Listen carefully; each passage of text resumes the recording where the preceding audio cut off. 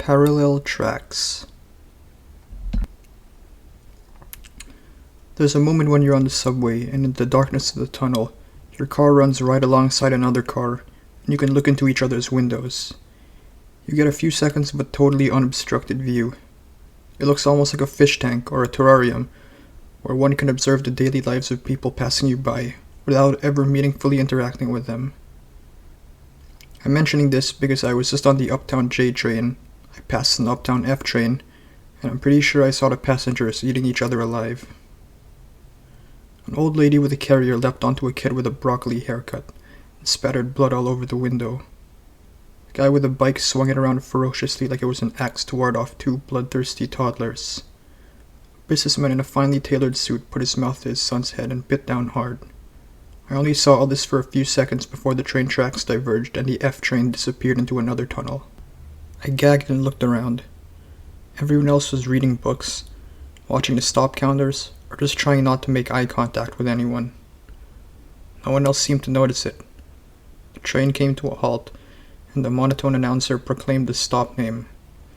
This stop is Cusco Avenue. Transfers are available to the B, D, and N trains. A third of the passengers got up and exited the car. My heart was pounding under my chest. Maybe my mind had played a trick on me. I had been up last night watching nature documentaries to feel something. Maybe it had gotten to me. I gulped down half of my full water bottle with my shaking hands and took a newly vacant seat as the train began to move again.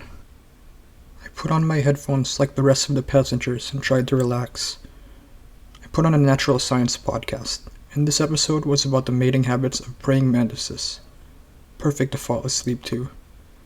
The British accented narrator discussed how the female mantis often bites off the male's head during copulation when another train pulled up alongside mine once again. I leapt to my feet and someone immediately took my seat, but I didn't care. I pressed my face up against the window, observing the other train carefully. A woman reading the sports section. Some teenagers. A baby on a stroller. I breathed a sigh of relief. Maybe I just needed a good rest after all.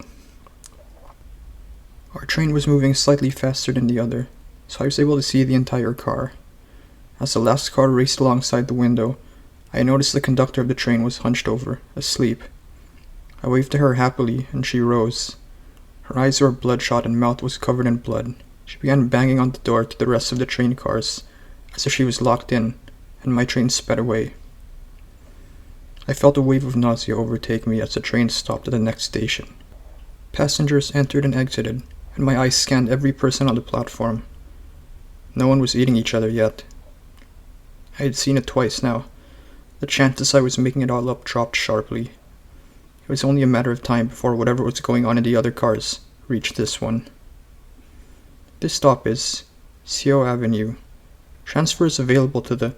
Without even hearing the other stops, I got off the train and walked briskly but cautiously through the station.